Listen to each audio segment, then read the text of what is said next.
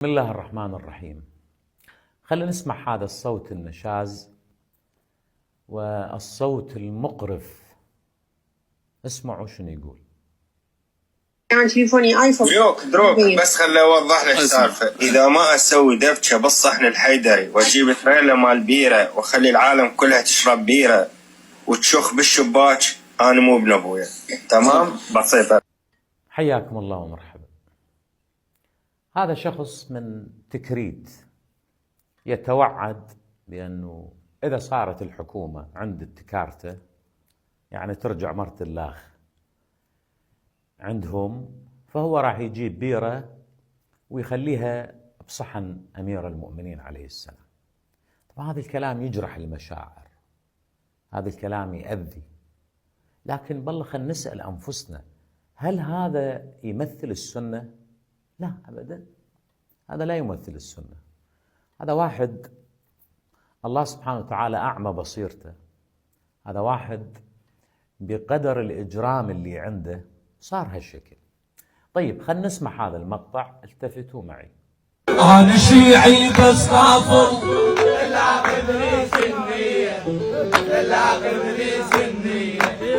أنا شيعي بس كافر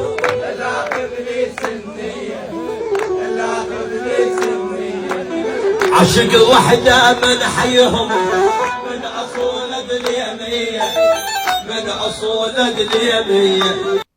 حياكم الله. هذا المقطع الأول. خلينا نسمع المقطع الآخر. أنا سني بس كافر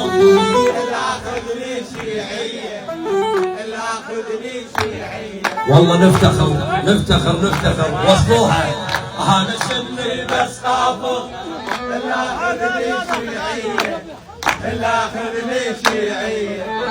عشق وحدة من حيهم.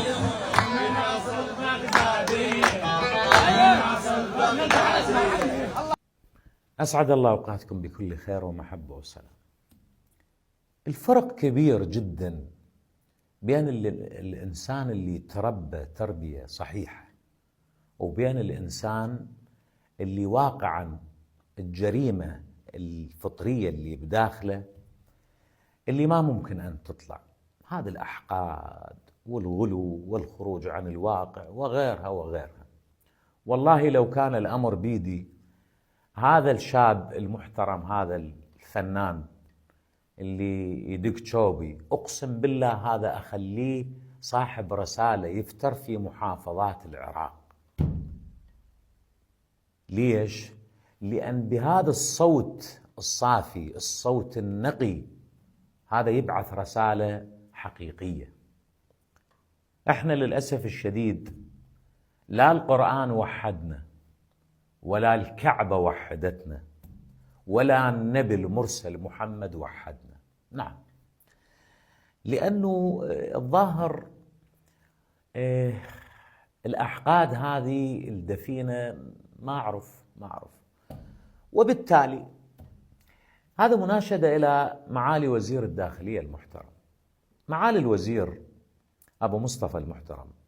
تصور حضرتك أن المحتوى الهابط، ذول اللي يطلعون زرورهم، لو ذن البنات اللي يرقصن، لا، واقعا المحتوى الهابط عند المعممين من كلا الطرفين، من الشيعة والسنة، اللي تالي ليل يبعثون رسائل بالسبائب والشتائم، وهذا يسب فلان وهذا يسب فلان. والله هذا أكثر من المحتوى الهابط، هذا هو اللي دمر النسيج الوطني، هذا هو اللي خلى العراق يرجع بعد أزيد وأزيد. هذا اللي يبحث عنه العدو. إما الرسالة لهذا الشاب الفنان، أنا أتمنى منه ومن صوته الجميل أن يستمر في العطاء، وأن يوصل لكل محافظة، وخلي يكون رسالته اللي يبعثها يطمئن أبناء الشعب العراقي أنه إحنا إيد وحدة، إحنا ما تفرقنا، لا الديانة ولا المذهبية، ولا يفرقنا شيء. أتمنى أن تصل رسالة. دمتم سالمين.